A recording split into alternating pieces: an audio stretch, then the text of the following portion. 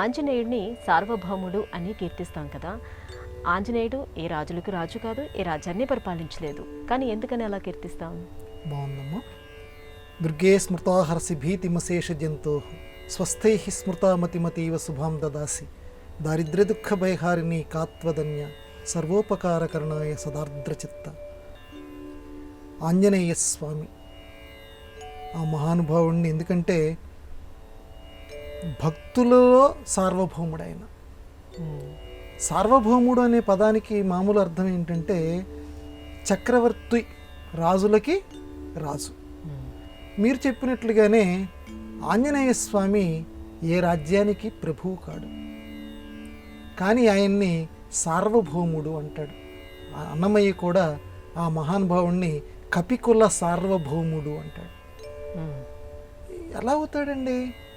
చివరికి సుగ్రీవుడు సీతమ్మ వారిని వెతకటానికి ఒక్కొక్క దిక్కుకి కొంతమంది సైన్యాన్ని పంపిస్తూ ఆ సైన్యం మొత్తానికి ఇతను నాయకుడు అని ఒకరి పేరు చెప్తాడు.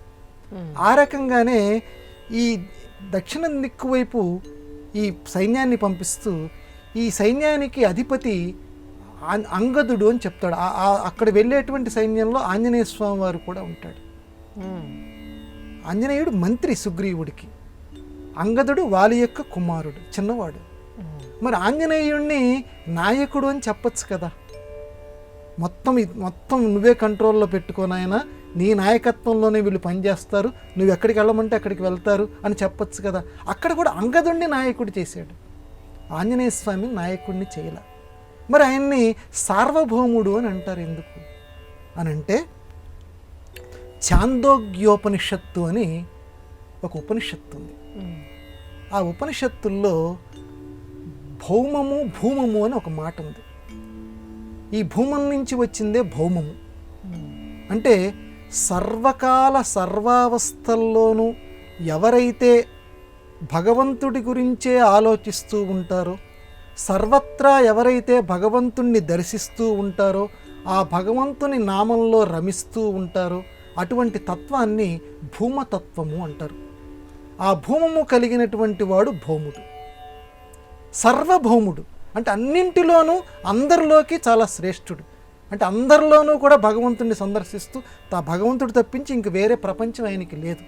అలాగే రామ భగవంతుడు తప్పించి, రాముడు తప్పించి ఆయనకి ఇంకొక ప్రపంచం లేదు. కాబట్టి ఎత్ర మనం చాలాసార్లు చెప్పుకున్నాం. కాబట్టి రాముడు రాముడు రాముడు అని చెప్పి ఆ భౌమానందం అంటారు. ఆనందాల్లోకెల్లా గొప్ప ఆనందం అంటే తన రాముణ్ణే అన్నింటిలోనూ దర్శిస్తూ ఆనందం పొందుతూ ఉంటాడు, సర్వభౌముడు. కాబట్టి ఆయన సార్వభౌముడు అయ్యాడు. ఆ రకంగా ఆంజనేయ స్వామి సార్వభౌముడు, కానీ ఈ రాజ్యాల్ని పరిపాలించడం వల్ల సార్వభౌముడు కాడు. ఈ రాజ్యాలు ఏముందమ్మా, మహానుభావుడు ఆధునిక కవి కూడా చెప్పాడు కదా, రాజ్యాలను ఏలినారు ఎందరో మహారాజులు, చివరకు ఎవరు మిగిల్చినారు కులసతులకు గాజులు, కట్టించిన కోటలన్నీ కూలిపోయెను, కట్టుకున్న మహారాజులు తరలిపోయెను, ఎవరికి వారే యమునా తీరే. రాజ్యాలను పరిపాలించారు, ఇప్పటికి ఎంతోమంది రాజులు పరిపాలించారు. ఎవరు మిగిల్చారు? వాళ్ళ అవశేషాలు ఏ కొద్ది మందో మనకి లోకంలో ఫలానా రాజుట్రా ఉన్నాడు, కానీ వేల మంది రాజులు ఉన్నారే, ఆ పేర్లన్నీ మనం తలుచుకుంటున్నామా? కాబట్టి ఈ సార్వభౌమత్వాలు, ఈ అశాశ్వతాలైనటువంటివి కాదు. నిజమైనటువంటి భక్తి సామ్రాజ్యంలో ఆ మహానుభావుడు ఆ ఛాందోగ్యోపనిషత్తు చెప్పినట్టు సార్వభౌముడు. అందుకే అన్నమయ్య కపికుల సార్వభౌముడు అన్నాడు. అందువల్ల ఆ సార్వభౌముడుగా అయినటువంటి ఆంజనేయ స్వామికి మనం ఎప్పుడూ కూడా ప్రణమామి, నేను నమస్కరిస్తున్నానని చెప్తూ ఉంటే ఆంజనేయుడు మనని రక్షిస్తూ ఉంటాడు.